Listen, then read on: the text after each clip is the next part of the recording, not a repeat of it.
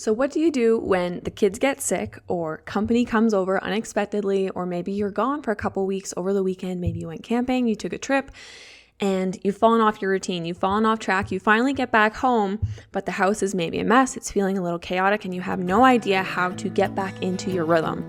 Well, that's why in today's episode, I'm sharing 7 super simple steps that you can use as a quick reset routine to bring back order to your home super quick. Whether it's been a rough day or a busy week or just a season where everything is feeling off, this is your go-to guide to getting things back on track without the overwhelm. So let's jump in. Welcome to the Modern Homemaker Mom podcast. I'm your host, Jynae Schmidt. If you found yourself here, it means that you're ready to break free from overwhelm, create a peaceful, well-run home, and finally live with more structure, margin, and stability. Here you'll find practical rhythms, real-life systems, and faith-filled encouragement you need to simplify your home and reclaim your time so that you can show up fully for the life God is calling you to. Let's get started. So a couple months ago, I was hit with a sinus cold out of nowhere, and I really don't get sick a whole lot, but this time it hit me really hard. To paint you a picture of how this all looked like, my husband was actually at work and I was home alone with our 1-year-old daughter, who of course was completely happy and totally oblivious to the fact that I felt like absolute death. And you know how it goes. Being a mom does not come with a sick day button. We don't just get to turn off being a mom.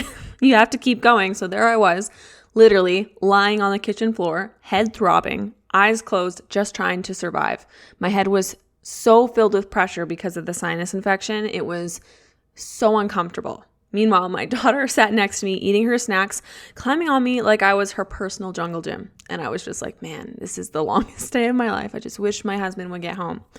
I literally laid on the floor with Oakland for hours until my husband finally got home and he let me go straight to bed. So I crawled into bed, and then that night actually he got hit with a crazy migraine, the worst one that I think he's ever had. He gets migraines occasionally, but this one was terrible. So the very next day, we were both an absolute mess. We camped out on the couch with the blinds closed, the house was dark, and we just absolutely binged old childhood movies, doing the absolute bare minimum to just keep things running. Needless to say, household chores did not exactly get done that week. We did keep up with a few maintenance tasks like loading the dishwasher, or I tossed in a couple loads of laundry here and there because that really doesn't take a whole lot of energy. But there wasn't any vacuuming or mopping because we literally just felt like we were trying to survive. But here's the part that matters. Once I was feeling better, it actually only took me 2 days to get fully back on track. And that isn't because I overdid it or I hustled all day long. It's because I have rhythms in place. That is the power of having a plan already in motion. It gives you margin even when life completely derails you. So let's talk about the 7-step routine that I follow when I kind of fall off track in my life and I'm trying to get back into my rhythm. So step number 1 is set a timer for yourself, 15, 30 minutes, 60 minutes. Just give yourself a timer. The reason that you do this is because it creates urgency without a ton of pressure. When you give yourself a time limit, you stay focused instead of being overwhelmed, and you tend to eliminate distractions. Like for me anyways, when I know, okay, I have 30 minutes to tidy the house or 30 minutes to do my daily chores, I'm not going to go on my phone during that 30 minutes because I'm trying to be intentional about the task that's at hand. So for you, if you are going to set yourself a timer, that would be a time where you're literally dedicating towards your home or whatever it is, the routine you're doing. But in this case, we're talking about that reset so that we can get back on track. So if you're ready to try and get back on track, you're trying to get into your rhythm, you're going to set yourself a timer. Now, step 2 of this reset is to clear the floors. Visual clutter is actually instantly going to affect your mood, and it makes the mess feel worse than it is just by seeing that mess. So if you can go around your house, you can pick up toys off the floor, pick up maybe there's some laundry on the floor or some random items that have just landed on the floor. You can just go around with a laundry basket, a bin, whatever it is, and scoop up the toys, the clothes, the out-of-place items, and put them in the bin. Get them off the floor. This is instantly going to make things feel more put together and more clean because there's not so much of that visual clutter in front of your face. Now, the third thing that I do is tackle the dishes. A clean kitchen sets a tone for the entire home because the kitchen, to me anyways, is the heart of the home. Doing a quick reset, like loading the dishwasher or unloading the dishwasher if it's full, hand washing key items if you don't have a dishwasher, or just clearing the counters. Like you're wiping the counters, you're wiping up the mess. Having a clean kitchen, in my experience anyways, has always made the rest of the house feel so much more clean. If I come into my home and the living room's properly picked up, the beds are made in the bedrooms, the bathroom looks good, but the kitchen is an absolute disaster, for me, the whole house feels like a bomb went off. So I always like to really just focus on the kitchen first and foremost, because when the kitchen feels put together, the rest of the house feels put together. Friend, does it feel like no matter how hard you try, your home just won't stay clean? You're constantly picking up toys, dishes, laundry, and projects, but somehow the clutter still wins. You start fresh with the best intentions, but then the unexpected happens. Busy schedules, messes, responsibilities pulling you in 100 different directions, and it all unravels again.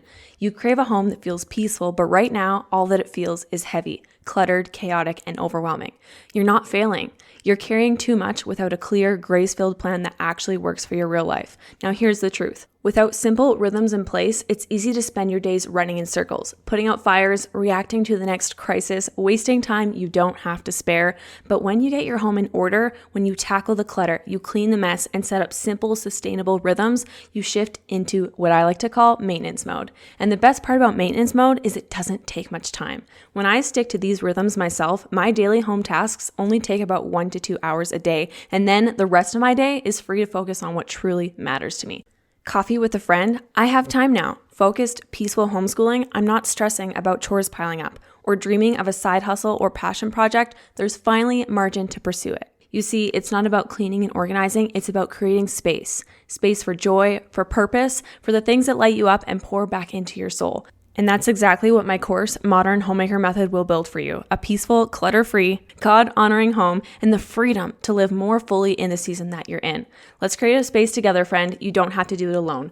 Head over to jynaeschmid.com/Modern Homemaker Method. That's JYNAESCHMID.com/Modern Homemaker Method to check it out, learn more details. Again, that's jynaeschmid.com/Modern Homemaker Method to join today.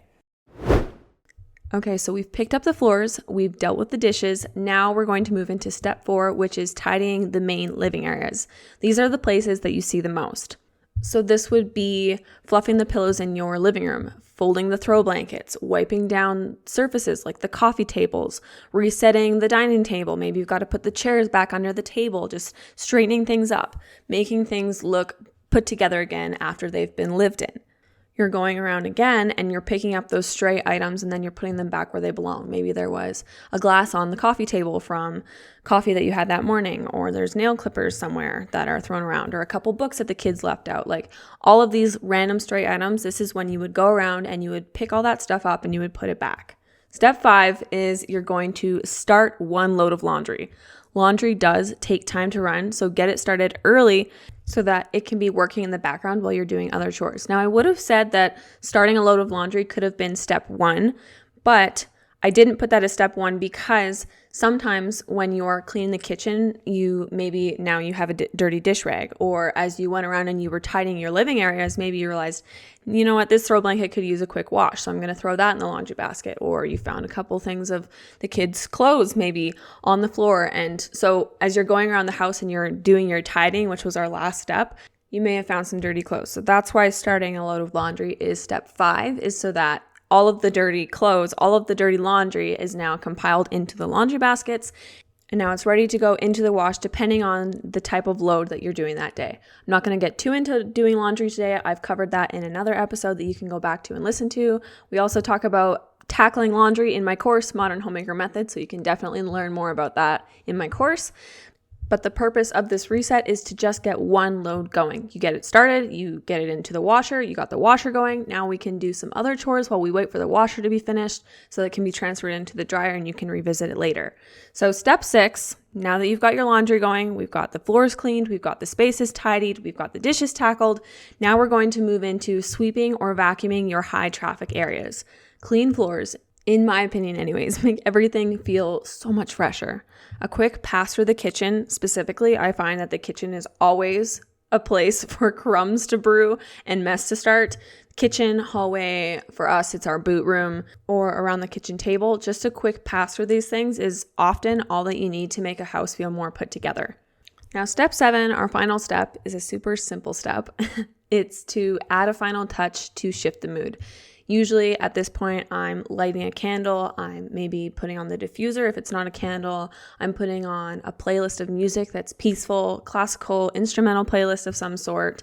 A couple of windows are maybe cracked open for some fresh air. It's just about making your environment feel a little more cozy, because when our space feels peaceful, your heart also feels peaceful. And then you feel like you can relax, as well as the people that live in your home. Now, I do want to mention that yes, we went through 7 different steps, but you do not have to do this all in one day. You could spread this out in however many days you feel comfortable with. In the beginning of this episode, I talked about how it took me 2 days to get back on track after I had the sinus cold and I needed to get the house back in order. I spread this all out over 2 days. But for you, you might want to spread it over 3 days, 4 days, maybe even 5 days or more. It's going to depend on your household and your home's needs specifically. And of course, also like we talked about, just adding in 1 load of laundry. Oftentimes when we fall off track, laundry is the thing that really starts to pile up. So for me anyways, when I was getting back into this reset, I did 2, maybe 3 loads of laundry a day as I was getting back on track until I felt like I was caught up again. The bottom line here is, if there's anything you take away from this, is it's about slow, simple steps. It's about doing one thing at a time, adding to your plate as you feel like you're able to. It's not about trying to do it all at once. It's about just slowly getting back into a rhythm until you feel like you're back on track. Now, after you've gone through all of these 7 steps that we went through today to reset your space, obviously the goal isn't to stay in this reset mode forever. Once you're feeling a bit more caught up, like you're not drowning in things to do anymore, what I like to do, because there is going to be more things that you need to do for the most part, for a lot of us anyways, there's more things that we need to do to feel like we're getting ahead, like we're back on track, than just the 7 things that we talked about today. So what I would suggest, this is how I do it, is you just add 1 extra chore a day into your routine. It could be wiping down the fridge, or dusting a shelf, or finally tackling that extra load of laundry. How I said sometimes we need to do 2 or 3 loads of laundry. Maybe it's doing an extra load of laundry that day that's been waiting for a couple days. Just 1 extra thing a day. That's it. This slow, steady approach is going to help shift you from feeling overwhelmed, from feeling like it's just this chaotic mess, back into maintenance mode, and it's not going to feel overwhelming for you anymore. So if today's episode was helpful, this is just a taste of what I walk you through inside of my course, Modern Homemaker Method. I help you build a simple rhythm that works for your home and your season of life, so that cleaning does not take over your day, but it supports it. So if you're ready to jump in, get your home decluttered and organized, and set up your cleaning routines, you can learn more at jynaeschmid.com/modern homemaker method. That's jynaeschmid.com/modern homemaker method to learn more. Also, if you loved today's episode, make sure you hit the follow button at the top of your screen so that you don't miss out on the episodes I have coming out to you every single week. I'll see you next time on the Modern Homemaker Mom podcast. Did something in today's episode encourage you? If it did, would you take a minute to hit subscribe and leave a quick review? It's such a simple way to support this show and help other homemakers find this encouragement as well. And if you're looking for even more support in your homemaking journey, come join our free Facebook group. Just head over to bit.ly/home routines. Thanks for tuning in today. I'll see you in the next episode.